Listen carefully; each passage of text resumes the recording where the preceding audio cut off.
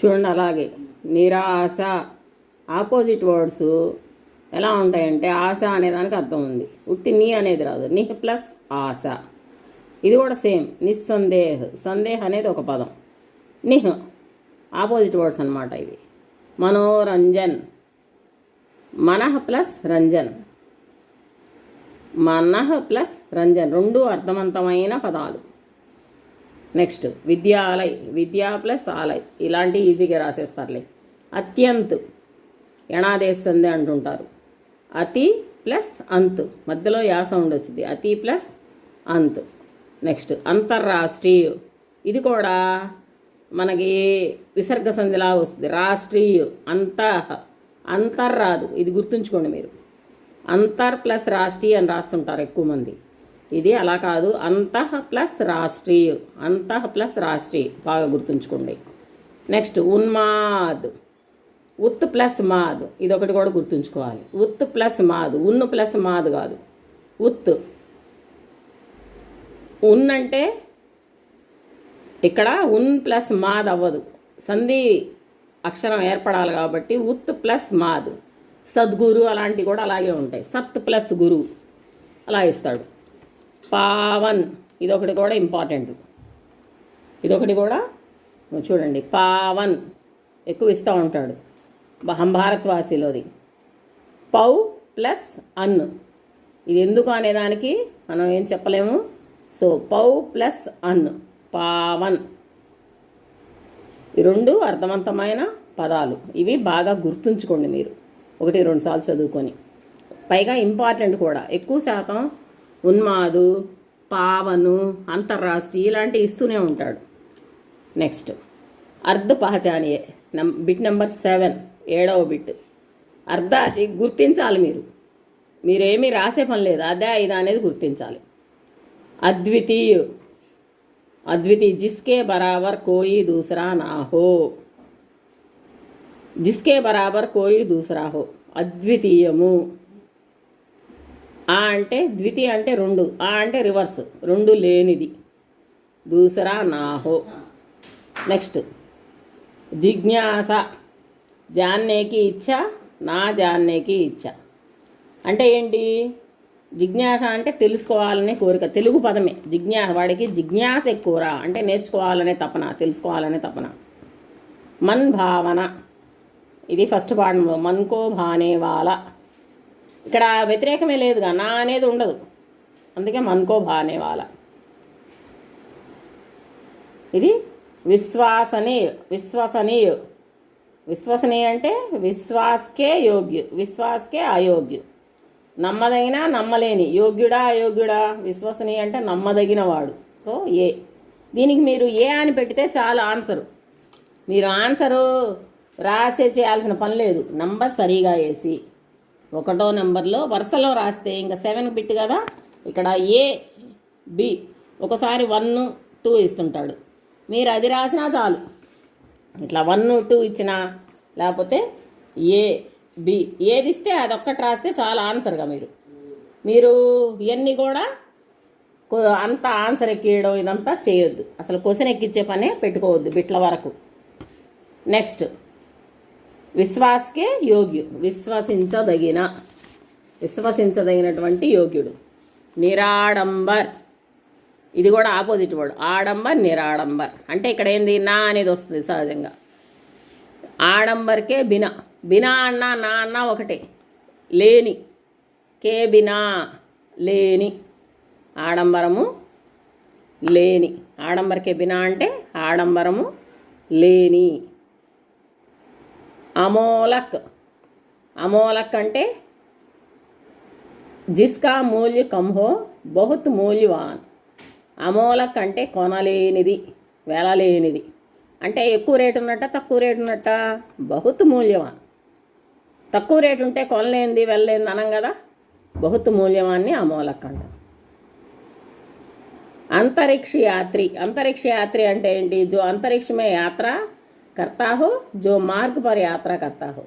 అసలు ఇందులో సమస్య లేదు, అంతరిక్షమే యాత్రాకర్త, అంతే కదా. ఇగో అంతరిక్షమే యాత్రాకర్త హో, మార్గమే అనేదానికి అంతరిక్ష అనం కదా. సో ఏ. ఇది ఆన్సర్ వస్తే రాయండి, లేకపోతే కనీసం ఏ పెట్టండి అంతే. ఇది నేను చెప్పేది ఏంది, ఏమంటారు, స్లో లెర్నర్స్కి ఇచ్చే సలహా. నేను ఏ పెట్టి వదిలేయండి, ఏనో బీనో ఏది ఆన్సర్ అయితే అది పెట్టి వదిలేయండి. మీరంతా తప్పులు తడకలు ఎక్కించబాకండి, బిట్లకు వరకు జాగ్రత్తగా పెట్టండి. నెక్స్ట్ నిర్బల్, ఇది కూడా ఆపోజిట్ వర్డ్, తెలుగు పదం. బల్ నిర్బల్, బలము లేని. జిస్మే బల్ నా హో, బహుత్ బల్వాన్. నిర్బల్ ఆపోజిట్ వర్డ్ నీ, నా హో. దుర్లభ్ అంటే తెలుగు పదం, దుర్లభమైన, అసాధ్యం కానీ. జో ఆసానీసే ప్రాప్త హో సకే, ఈజీగా లభిస్తే దాన్ని దుర్లభం అని ఎందుకంటారు? జో కఠినతాసే ప్రాప్త హోనే వాళ్ళ. కఠినతో అప్పుడు దుర్లభం అంటే సాధ్యం కాదు అని కాదు, కష్టంతో సాధ్యమైద్ది అని చెప్పడం. కఠినతాసే ప్రాప్త హోనే వాళ్ళ. పర్వతీయ అక్కడే ఉంది పర్వతం, పర్వత్ పర్ హోనే వాళ్ళ, పర్వత్ పర్ సోనే వాళ్ళ. కొండ మీద నిద్రపోతాడా, పర్వత్ పర్ ఉండేవాళ్ళు. అది ఇవి మీనింగ్ కొంచెం ఈజీగానే ఉంటాయి. మీరు కొంచెం 1-2 సార్లు ఆ పదాలని కలుపుకొని చదివితే కొంచెం చదివిన వాళ్ళకైనా ఈజీ అవి. నెక్స్ట్ ముహావరే శబ్ద పహచానియే. ముహావర, దీని గురించి మనం ఒక నిమిషం మాట్లాడుకుందాం. ముహావర అంటే మీరు ఒకటి గుర్తుంచుకోవాలి, ఏంటంటే కనీసం 2 పదాలు ఉండాలి. అంటే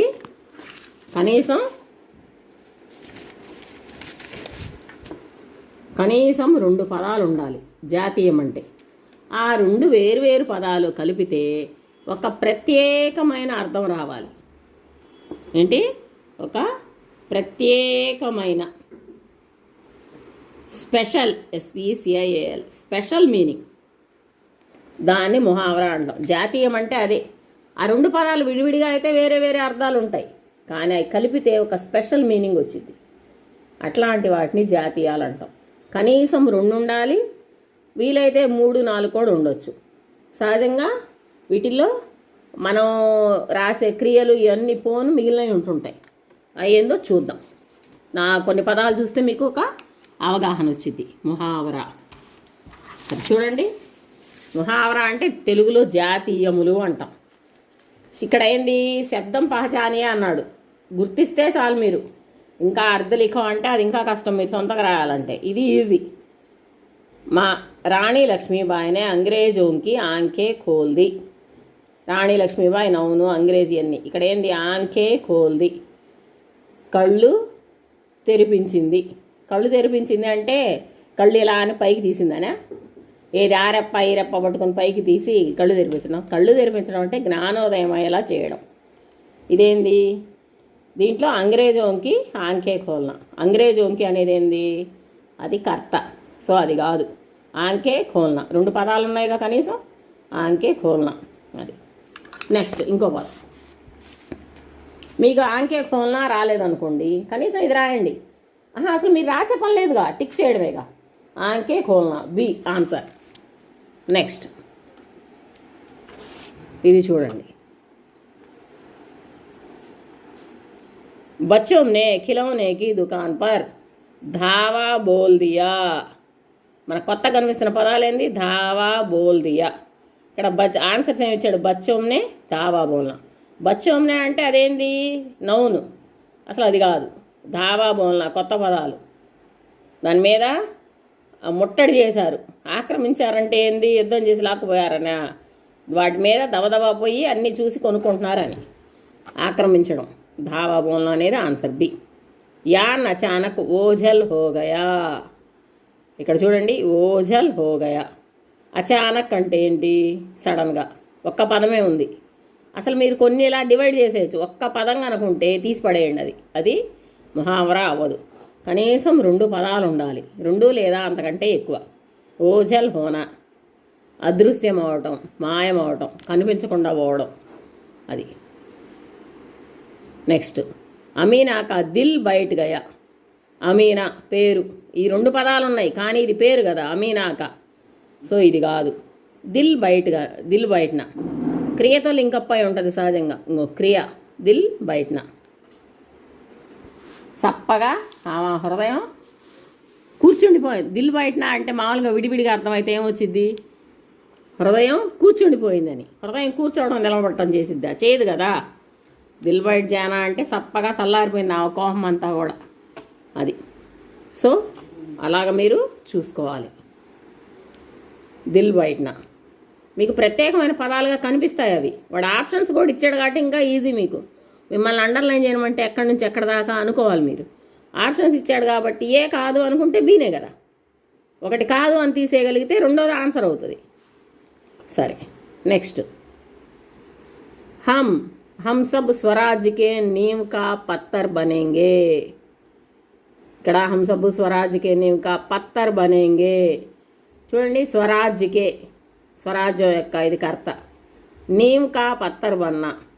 నీమ్ అంటే పునాది, పత్తర్ బన్నా అంటే రాయి అవ్వడం. పునాది రాయి అవ్వడం అంటే ఏంది? రాళ్ళయ్యి పునాదిలో ఇల్లు కడుతుంటే రాళ్ళయ్యి పునాదిలో కూర్చోవడం కాదు. ఇంటికి బేస్మెంట్ ఎలా ముఖ్యమో ఈ యుద్ధానికి ఫస్ట్ బేస్మెంట్ వేసినోడు. ఒక ఇల్లు కట్టాలంటే ఫస్ట్ పునాది వేస్తారుగా.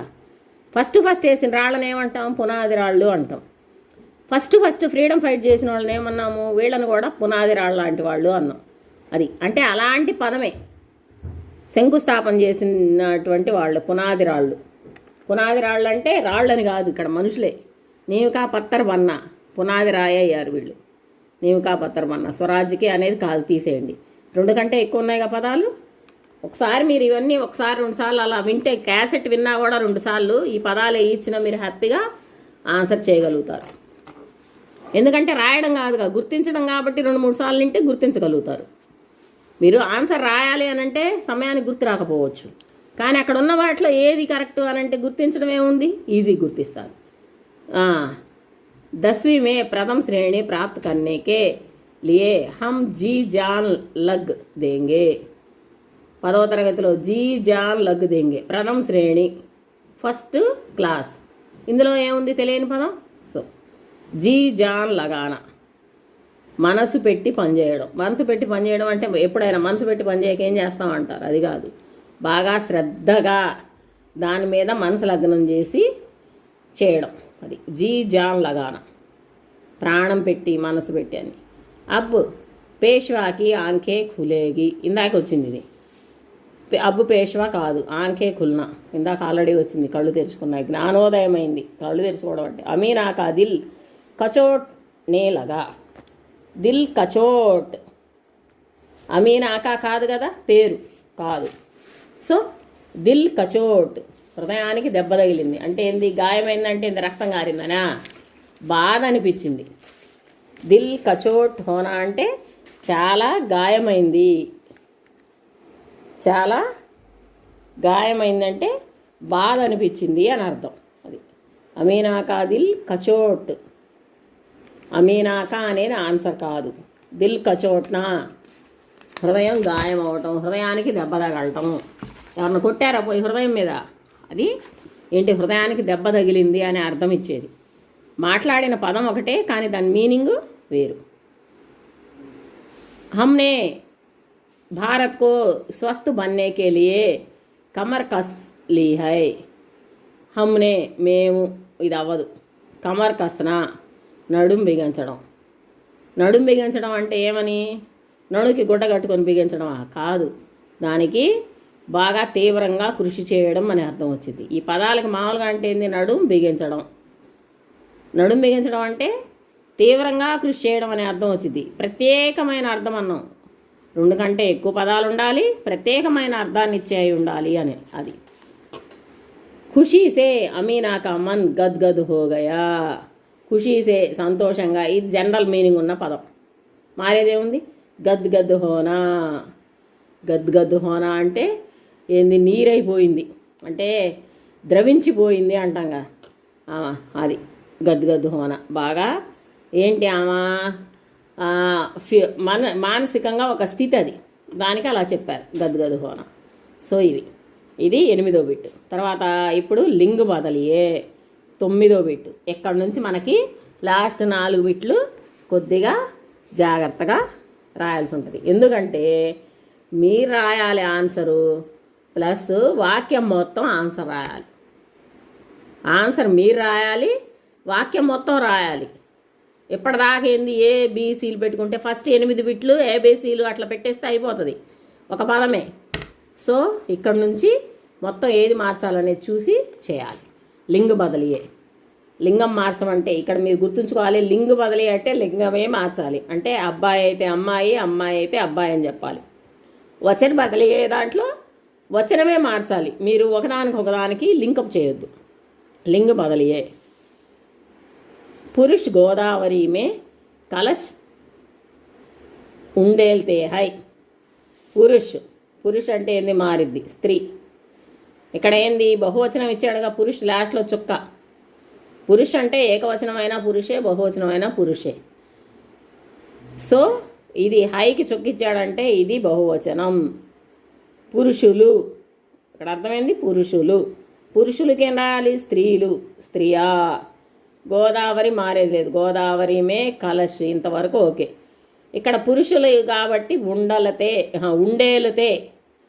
ఉండేలుతే హై. పుంలింగ బహువచనం తే, దానికి స్త్రీలింగ బహువచనం తీ హై. నీకు మారేదేంది? పురుషు. ఇక్కడ కర్త మారిద్ది, క్రియ మారిద్ది, మధ్యలో ఏమీ మారవు. కర్త క్రియ. నెక్స్ట్ మహారాణి, మహారాజ్, మహారాజా, ఏదైనా. ఆప్కి జై హో, ఇందులో మారేదేం లేదు. ఆప్కి జై హో ఆడవాళ్ళకైనా మగవాళ్ళకైనా అదే చెప్తాం, ఆప్కి జై హో. ఎందుకంటే జై అనేది స్త్రీలింగ శబ్దం. జై అనేది ఏంటి? స్త్రీలింగ శబ్దం. స్త్రీలింగానికి ముందు ఆప్కి పెట్టాల్సిందే. ఇక్కడ ఆప్కా జై హో అనటానికి లేదు. జై స్త్రీలింగం కాబట్టి ఆప్కి జై హో అనాల్సిందే, అది ఆడవాళ్ళకైనా మగవాళ్ళకైనా. నెక్స్ట్ కవి, కవిత లిఖతా హై. కవి తెలుగు పదమే, కవయిత్రి. కవియిత్రి అనొచ్చు, కవయిత్రి, ఏదైనా రైటే. కవిత లిఖతా హై, మనం మార్చేదేంది? కర్త క్రియ. కవిత మధ్యలో మారేది, కర్మని మార్చాల్సిన పని ఏమి ఉండదు, కర్త క్రియ మారుస్తాం. ఇక్కడేంది? కవి, కవిత. కవితకి స్త్రీలింగం పుంలింగం ఏముంది? దీన్ని మార్చే పని లేదు. లిఖతా, లిఖతి. హై, హై ఏకవచనమే కాబట్టి రెండిటికి. లింగులో ఒకటి గుర్తుంచుకోవాలి మీరు ఎప్పుడు కూడా, అక్కడ ఏకవచనం వస్తే మన ఆన్సర్ కూడా ఏకవచనమే, బహువచనం వస్తే ఆన్సర్ కూడా బహువచనమే. అంటే హైలు వచ్చినప్పుడు క్వశ్చన్లో హై ఉంటే హైకి చుక్క లేకపోతే మనం చుక్క పెట్టకూడదు. అది ఎలా ఉందో హై అలాగే రాయాలి, అది గుర్తుంచుకోండి. లింగులో లాస్ట్లో లింగు బదలనాలో లాస్ట్లో హై ఉంటే, లింగు బదలనాలో లాస్ట్లో హై ఉంటే, లింగు బదలనాలో లాస్ట్లో హై ఉంటే అది ఏ హై ఉందో అదే రాయాలి, మార్చకూడదు. హైకి చుక్కలు పెట్టడాలు అవి చేయకూడదు. అదే వచన బదలనాలో హై ఉంటే, అంటే ఏకవచనం అయితే బహువచనం, బహువచనం అయితే ఏకవచనం రాయాలిగా. అప్పుడు హై ఉంటే వచన బదలనాలో వాడు హైకి చుక్క పెట్టిస్తే నువ్వు చుక్క లేకుండా రాయాలి, చుక్క లేకుండా ఇస్తే చుక్క పెట్టి రాయాలి. హైకి చుక్క లేకుండా ఇస్తే చుక్క పెట్టాలి. ఇది వచన్,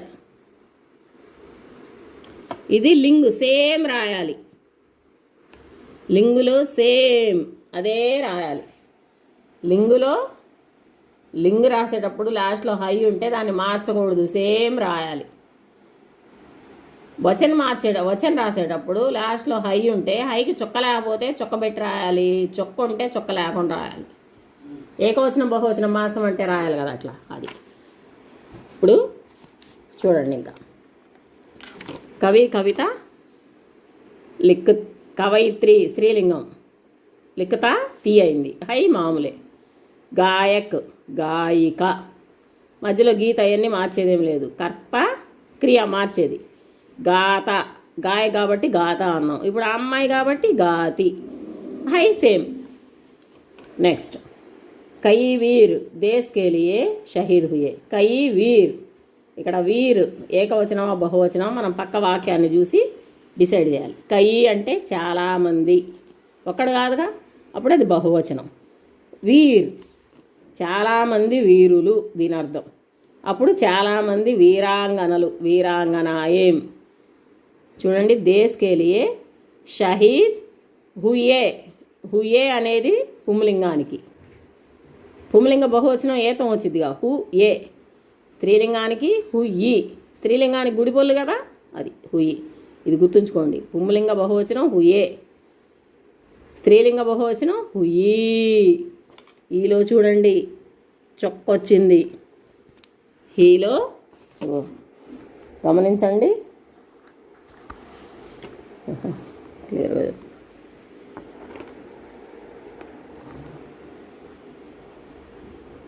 హుయి స్త్రీలింగ బహువచనం. ఈలో చొక్క.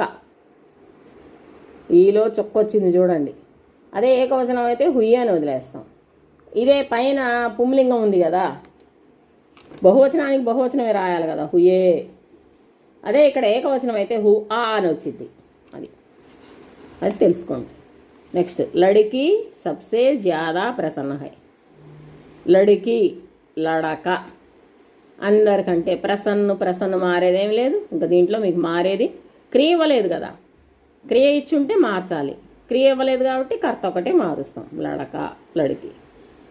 ఇంకా హైలు ఇవన్నీ కూడా మనం మార్చే పని లేదు, సేమ్ రాస్తాం. హై అయితే లింగుకి అక్కడ ఇచ్చిందే రాస్తాం. నెక్స్ట్ వచన్ బదలయ్యే. ఇది ఒకళ్ళని ఇస్తే మరింతమంది. లడికి అదే లింగంలో రాయాలి. వచన్ అంటే అదే లింగం. స్త్రీలింగానికి స్త్రీలింగ బహువచనమే రాయాలి, పుంలింగానికి పుంలింగ బహువచనమే రాయాలి. ఇదంతా కన్ఫ్యూజ్ చేస్తూ ఉంటారు లింగ వచనం. లడికి అనిస్తే వచనం బదులు అంటే లడకే అని రాస్తారు. వచనం మార్చమంటే కేవలం అదే లింగంలో వచనం మార్చాలి. లడికి లడికియ, అమ్మాయి అమ్మాయిలు, పాఠశాల. జాతి హై.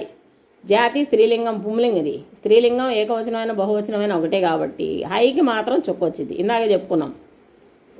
వచన బదలయ్యేలో హైకి చుక్క లేకుండా ఇస్తే చుక్క పెట్టి రాయాలి, చుక్క పెట్టిస్తే చుక్క లేకుండా రాయాలి.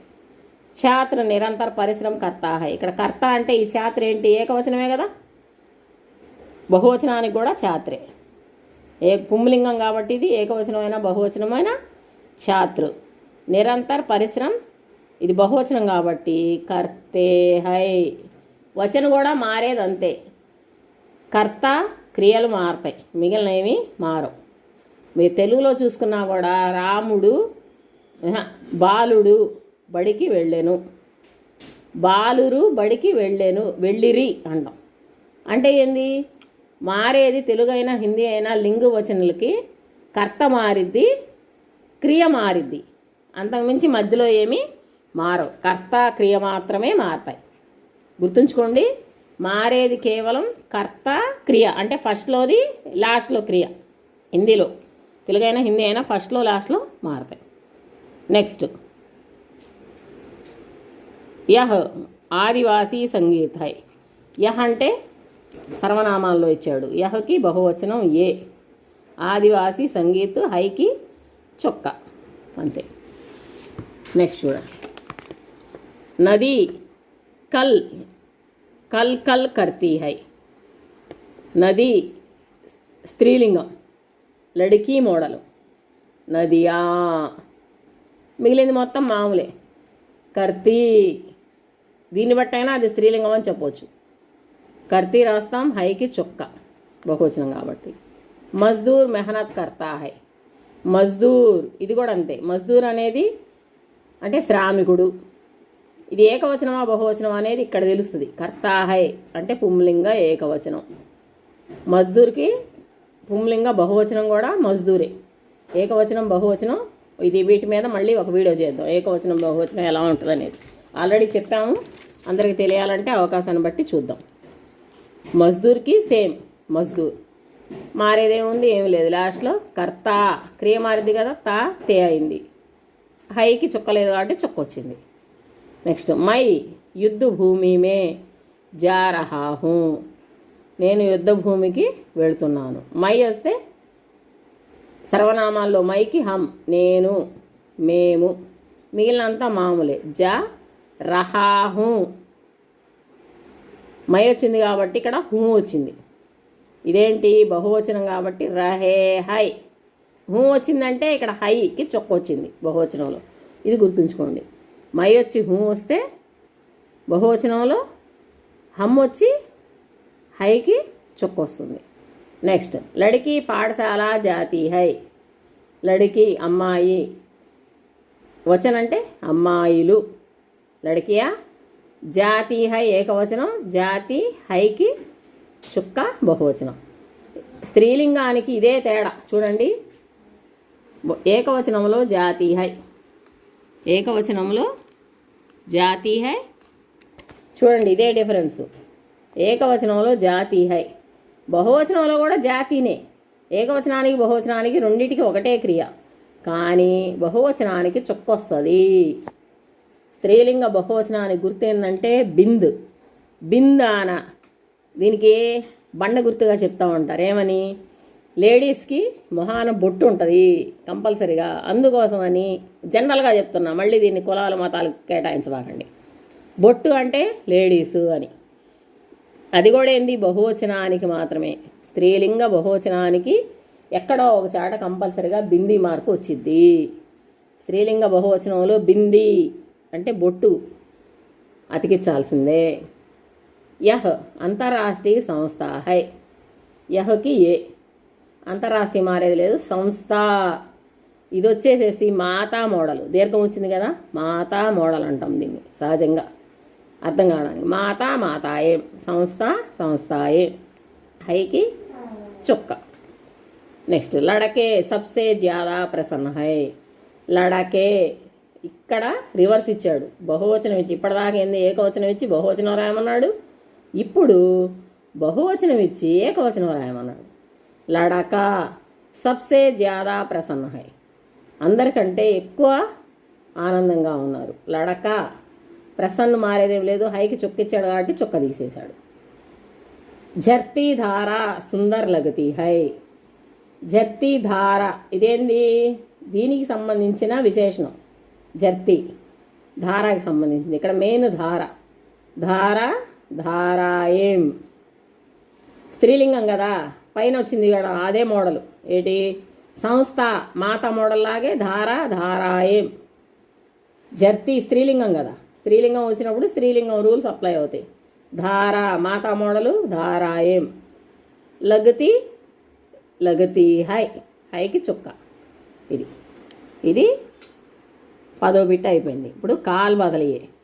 కాల్ బదలియే అంటే 3 కాలాలు తెలిసి ఉండాలి. ఫస్ట్ వాడిచ్చిన కాలంలోకి మార్చాలి. ఒకటి గుర్తుంచుకోవాలి, వర్తమాన కాలం అయితే తాతే తీలు. చూడండి, తా తే తీలు వర్తమాన కాలంలో రాయాలంటే క్రియకి ఉండాలి. అదే భూతకాలం అయితే సహజంగా యాయే ఈలు కానీ దీర్ఘం ఏత్వం గుడిపొల్లు కానీ వస్తాయి క్రియకి. ఇవన్నీ క్రియకి. ఇది భూతకాలం. భవిష్యత్ కాలం అంటే గాగే గీలు వస్తాయి గుర్తించడానికి. గా గీ గే గుర్తించడానికి చెప్తున్నా. మామూలుగా రాయాలంటే ఏగా ఏగి. ఇది మళ్ళీ ఒకసారి నేను గ్రామర్ పాయింట్ చెప్తాను. ఏగా ఏంగే అట్లా వస్తాయి. సరే, ఇప్పుడు చూద్దాం. వీలైతే ఒకసారి దీని మీద వీడియో చేద్దాం. ఇంకోటి, సోను కాలేజ్ గయి. సోను కాలేజీకి వెళ్ళింది. భవిష్యత్ కాలం అంటే గయి. ఈ ఇచ్చాడంటే ఇదేంటి? భూతకాలం. దీన్ని భవిష్యత్తులో రాయమంటున్నాడు. గయి అనే దానికి మెయిన్ ధాతు క్రియ ఏంది? జ, వెళ్ళడం. సోను కాలేజ్. ఈ ముందు ఏం మారవు. భవిష్యత్ కాలం అంటే క్రియ ఒక్కటి మారిస్తే చాలు. మనం కాలాల్లో ఏం మార్చాలంటే క్రియ మాత్రం మారిస్తే చాలు. లింగవచనం అయితే కర్త క్రియ 2 మార్చాలి. కానీ కాలాల్లో కాల్ బదలీలో క్రియ ఒక్కటి మారిస్తే చాలు. భవిష్యకాలం అంటే ఏగా ఏగీలు, లాస్ట్లో గాగేగీలు అవి వస్తాయి. ఏకవచనం కాబట్టి జా ఏగి స్త్రీలింగం. అదే పుంలింగం అయితే జా ఏగా వచ్చింది. సోను స్త్రీలింగం కాబట్టి జా ఏగి. స్త్రీలింగం అని ఎలా గుర్తించాం? కొంతమంది మోపిల్లలు కూడా సోను అనొచ్చు. గయ్యి అన్నాడు. అదే అబ్బాయి అయితే గయా అనాలి. సో నెక్స్ట్ వే మహాంతే. ఇప్పుడు తే వచ్చిందంటే పాస్ట్ టెన్స్. పాస్ట్ టెన్స్లో బహువచనం, భూతకాల బహువచనం. సో ఏమన్నాడు? వర్తమాన కాలానికి మార్చమన్నాడు. వర్తమాన కాల బహువచనం ఏంది? హాయ్. ఇంకా మిగిలింది మొత్తం మామూలే. క్రియ ఒక్కటే మార్చేది, మీరు అది గుర్తుంచుకోండి. తర్వాత ఇది కూడా అంతే. తే తే ఇచ్చితే ఎంత ఈజీ అంటే హైలు తేలిస్తే లాస్ట్లో కేవలం క్రియ ఇవ్వకుండా తాతేదిలా అన్నీ ఇంక అసలు ఈజీ. వర్తమానకాలు తే ఇచ్చాడు, తే ఇచ్చిన దగ్గర హైకి చుక్క. అదే థాయి కానీ థీ కానీ ఇస్తే మామూలు హై వచ్చింది. నెక్స్ట్ పానీకే అభావమే లోగ్ మర్ రహే థే, దీన్ని ఏమన్నాడు వర్తమానకాలు. ఇది కూడా ఏంది మర్ రహే థే అన్నాడు, థేకి హైకి చుక్క, మిగిలినంతా సేమ్ ఏం మారదు, ఇది ఒక్కటే మారేది. నెక్స్ట్ మై సబ్సే పహలా ఆవుంగా, ఊంగా మై వచ్చింది కాబట్టి ఊంగా వచ్చింది. ఊంగా అంటే గాగే గీలు వచ్చినాయి అంటే అదేంది ఇచ్చింది భవిష్యత్ కాలం, ఇచ్చింది ఏంది భవిష్యత్ కాలం, దీన్ని వర్తమాన కాలం. వర్తమాన కాలం అంటే ఏం రావాలి మనకి తాతేతీలు రావాలి. ఆ క్రియ ఏంది ఆ ఊంగా, ఊంగా తీసేస్తాం, ఆ తాతేతీలు కలపాలి. గా ఉంది కాబట్టి ఏం కలుపుతాం తా కలుపుతాం. ఈజీ, ఇక్కడ దీర్ఘం ఉంటే నువ్వు దీర్ఘమే కలుపుతావు. ఆత మై ఉంది కాబట్టి హై కాదు హూ వచ్చింది, ఆతాహు. నెక్స్ట్ పటరీ పర్ గాడి చల్ రహీ హై, దీన్ని ఏమన్నాడు చల్ రహీ హై, తాత్కాలిక వర్తమాన కాలం, ఇది హై వచ్చింది కాబట్టి. భవిష్యకాల్, భవిష్యకాల్ అంటే ఇందాక ఇచ్చినట్టు రివర్స్లో ఏం రాయాలి ఏగా ఏగిల్ రాయాలి.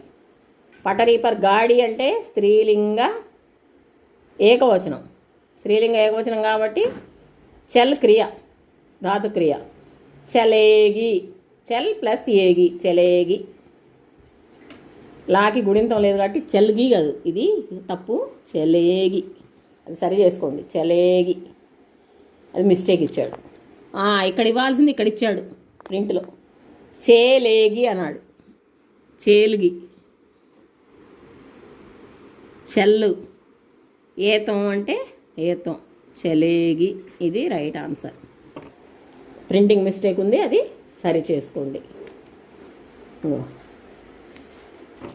చలేగి ఇది రైట్ ఆన్సర్, వాడు చేల్గి ఇచ్చాడు, ప్రింటింగ్ మిస్టేక్ లేదు. నెక్స్ట్ గ్రహవాసి నీల్ గ్రహసే పానీ లే గయే, లే గయే, గయే వచ్చిందంటే అది ఏం కాలం భూతకాలం, భవిష్యకాలంలోకి మార్చమన్నాడు. భవిష్యకాలం అంటే గాగేగిలు రావాలా. లే గయే, లే అనేది క్రియ ఉంది, లే గయే అంటే ఏంది గన, గా అని వస్తే జ, జనరల్గా కొన్ని గుర్తుంచుకోవాలి ఇలాంటి. గయే అనేది వర్తమాన కాలంలో జాతాహ అట్లాంటి జా అనే క్రియ భూతకాలానికి గయేగా గయే గయి గయే అట్లా మారింది గయా. సరే చూడండి జ, జ ఏంగే బహువచనం కదా, గ్రహవాసి నీలి గ్రహసే ఇక్కడ బహువచనం కదా, గయే అంటే బహువచనం కదా, గయే యాయే ఈలు ఇది ఏ బహువచనం, బహువచనం కాబట్టి జా ఏంగే పుంలింగ బహువచనం, లేకలే రాసం గయా బదులు జాయేంగే, క్రియ మాత్రమే మారింది. తర్వాత ఇక్కడ చూడండి धरती पर मानव ने ప్రగతి కర్లీ, కర్లీ లీ భూతకాలం ఇచ్చాడు. గుడిపొల్లు వస్తే భూతకాలం కదా, తాతేతీలు కాకుండా గుడిపొల్లు వచ్చింది, వర్తమాన కాలమే వదిలియ ఇంకా ఈజీ. కర్ లీ, కర్ విడిగా ఇచ్చి లీ విడిగా ఇచ్చాడు కాబట్టి ఏం చేయాలా రహా హై, కర్తా హై రాయకూడదు. కర్ కీ అని వస్తే కర్తా హై అని వచ్చింది, కానీ కీ అనకుండా కర్లీ అన్నాడు. అంటే కర్లీ అంటే ఇది ఒకటి గుర్తుంచుకోండి, కీ ప్రగతి కీ అంటే అప్పుడు మనం మామూలుగా కర్తీ హై రాస్తాం, కర్లీ అన్నాడు కాబట్టి కర్ రహా హై, వర్తమాన కాలం కర్ రహా హై, అది రామ్ బాజార్ జాతా హై వర్తమాన కాలం ఇచ్చాడు. భవిష్యత్ కాలంలో భవిష్యత్ కాలు రాయమన్నాడు. భవిష్యత్ కాలు, భవిష్యత్ కాలు చూడండి రామ్ బాజార్, రాముడు పుంలింగ ఏకవచనం, ఏగా జాయేగా. భారతవాసి దునియాకో పావంధాం బనాయేంగే వర్తమాన కాలం, బనాయేంగే భూతకాలం ఇచ్చాడు, భవిష్యత్ కాలం ఇచ్చాడు, ఏగా ఏగే. బహువచనాన్ని ఏకవచనం ఏది దేంట్లోకి మార్చాలి వర్తమాన కాలంలోకి. బనాయేంగాకి బనా రహే హై వర్తమాన కాలం, బనాతే హై అనే దానికంటే బనా రహే హై అని ఇచ్చాడు. అది చూసుకోండి. చూడండి లాస్ట్ కాలం శుద్ధ రూపమే లిఖన. ఇప్పుడు మనకున్న గ్రామర్ మొత్తం ఇక్కడే వాడాల్సి ఉంటుంది. ఈజీగా ఇస్తాడు, అంత టఫ్గా ఏమీ ఇవ్వడు. మై ఆప్సే మాఫీ మాంగతా హై. మై వచ్చినప్పుడు ఏంది ఇంక అర్థమైపోవాలి. మై వచ్చిందంటే లాస్ట్లో హూ అయిపోయా. మై గానా గాతా హై, ఇది కూడా సేమ్. మై వచ్చింది కాబట్టి హూ రావాలి. వహ్ ఉస్కా కామ్ కర్తా హై. వహ్ ఉస్కా అట్లా రాకూడదు ఎప్పుడు కూడా. స్వయం సెల్ఫ్ అంటాం ఇంగ్లీష్లో. మై సెల్ఫ్ హిమ్ సెల్ఫ్ అట్లా వచ్చినప్పుడు ఉస్కా ఉస్కి అట్లా రాయకూడదు పక్కన. వహ్ లేనప్పుడు ఉస్కా ఓకే, కానీ వహు ఉన్నప్పుడు అపన అపనే అపనీలు వాడాలి. వీటిని నిజవాచక్ సర్వనామం అంటాం. వజ్ ఇక్కడ ఏంది స్వయంగా మై సెల్ఫ్, సెల్ఫ్ గురించి చెప్పేటప్పుడు తన ఎవరికి వాళ్ళు my self him self her self అలా చెప్పేటప్పుడు వహ్ అపనా అని చెప్పాలి. ఇక్కడ దీర్ఘం వచ్చింది కాబట్టి ఉస్కా ఇచ్చాడు కాబట్టి అపనా రాసాం. ఉస్కి అనిస్తే అపనే రాస్తాం, ఉస్కే అనిస్తే అపన్నే రాస్తాం. అది అంతే. నెక్స్ట్ ఇక్కడ మై మందిర్ జాతా హై, ఇది కూడా సేమ్. మై ఎక్కువగా మై తుమ్మిస్తూ ఉంటాడు, తుమ్మిస్తే లాస్ట్లో హో రాయాల్సి ఉంటుంది. అది ముఝే ఘర్ జానా హై, ముఝే ఘర్ జానా హై. ముఝే అని వాడరు పెద్దగా, ముజ్కో వాడతాం. జనరల్గా మాట్లాడేటప్పుడు ముఝే అంటుంటాం, కానీ రాసేటప్పుడు ముజ్కో ఘర్ జానా హై. ఇది పెద్ద మిస్టేక్ ఏం కాదు, కానీ ఆడిచ్చాడు. అది ఇచ్చినప్పుడు ఇంక దాన్నిగా తీసుకోవాలి. ఇంక ఇది తప్ప వేరే మిస్టేక్ లేకపోతే ముజ్కో అని రాసుకోవాల్సి ఉంటుంది. ఛాత్రు పరిశ్రమ బన్నా చాహియే. ఛాత్రు పిల్లలు, పరిశ్రమి అంటే శ్రమించేవాళ్ళు అవ్వాలి. ఏంటి ఛాత్రు కో వాడాలి. పిల్లలు పరిశ్రమించేటువంటి గుణాన్ని కలిగి ఉండాలి అని. నెక్స్ట్ మోర్ నాచ్ రహీ హై. మోర్ అంటే స్త్రీలింగంగా తీసుకోరు, ఇది పుంలింగం. స్త్రీలింగం అంటే మోర్ని, అప్పుడు రహీ కాదు రహా హై. యహుతో కోయి యాన్ హో, యహుతో కోయి యాన్ హై, హో కాదు యాన్ హై. హో వచ్చేది ఎప్పుడు తుమ్ అని, వేరే వాళ్ళ గురించి తుమ్ అని చెప్తే అది హో వస్తుంది. తుమ్ లేదు కాబట్టి హో రాయకూడదు, హై రాయాలి. మోర్ సుందరి పక్షి హై, సేమ్ ఇందాకటిది. మోర్ అనేది పుంలింగం, సుందర్ పక్షి హై. పక్షి మారేది లేదు. పక్షి అంటే అది పదం, పక్ష హై అనకూడదుగా, క్రియ మారిద్ది. ఇక్కడ గుర్తించండి, గుడిపొల్లు తీసేయాలంటే సుందర్ పక్ష హై కాదు. పక్షి అనేది అదేంది శబ్దం, అది పదం. పక్షి అంటే పక్షి, దాన్ని గుడిపొల్లు తీసేస్తే దాని మీనింగే మారిపోద్ది. అది కాదు, క్రియ ఇది విశేషణం. సుందర్ విశేషణం, ఇదొక్కటే మారిద్ది. మై ఘర్ జాతా హై, మై వస్తే హూ రావాలి, హై వచ్చింది. ఇది 12 మార్కులకి 1-2 సార్లు కనుక ఈ క్యాసెట్ మీరు చూసారంటే హ్యాపీగా మీరు 12 మార్కులు మీరు సొంతం చేసుకోగలుగుతారు. తెలివిగా ఆన్సర్ చేయండి. అన్ని ఆన్సర్లు ఒకే చోట రాయండి, అన్ని ఆన్సర్లు ఒకే చోట రాయండి, తెలివిగా ఆన్సర్ చేయండి. ఇదే నేను మీకు ఇచ్చే సలహా. మా వీడియో కనుక మీకు ఉపయోగకరంగా ఉంది, నచ్చింది అనుకుంటే ప్లీజ్ లైక్ చేయండి, షేర్ చేయండి, సబ్స్క్రైబ్ చేసి బెల్ సింబల్ని యాక్టివేట్ చేసి మా నుంచి వీడియోల్ని వెంటనే నోటిఫికేషన్ అందుకోండి. మాకు సహకరించండి ఇంకా మంచి మంచి వీడియోస్ చేయడానికి, అందరికీ అభివృద్ధికరంగా ఉండేలాగా మంచి వీడియోస్ చేయడానికి మాకు కోఆపరేట్ చేయండి. Thank you all.